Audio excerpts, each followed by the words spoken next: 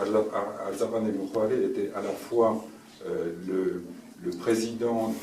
du Conseil populaire Apraz et à la fois membre de l'Assemblée constituante. Et c'est un événement particulièrement important dans la vie de l'Abkhazie et de la Géorgie, de la vie conjointe de l'Abkhazie et de la Géorgie. On sait qu'au cours du temps et au cours des siècles, la proximité qu'il y a eu entre l'Abkhazie et la Géorgie, les liens qui sont nés entre ces deux pays, et à l'aube, à la nuit des temps, les tribus et les groupements géorgiens et abkhazes étaient conjoints dans le grand espace caucasien et dans l'espace des tribus caucasiennes. Et cette proximité, cette fraternité, ce cousinage,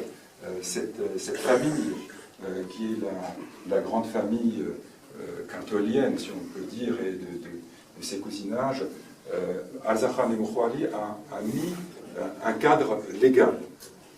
Il a, au moment de la naissance de la République de Géorgie, il a à la fois en tant que représentant Apraz et représentant de la communauté populaire Apraz, président de l'Assemblée populaire Apraz,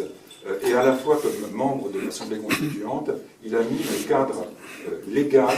de l'union de la Géorgie et de l'Abkhazie. C'est un cadre légal absolument fondamental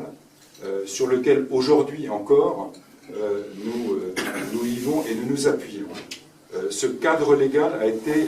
fortement combattu déjà par la Russie, qui déjà à ce moment-là voulait rattacher l'Abkhazie à la Russie. Et donc c'est exactement le même combat qui se déroule aujourd'hui, qui est celui de la volonté de l'Empire de reconstituer ces pseudo-marches, et celui le combat de ce qui conduit au rattachement de l'Abkhazie à la Russie ou la réunification de la Géorgie. Voilà, donc on s'appuie aujourd'hui encore sur cet élément légal qui est celui de la décision de l'Assemblée populaire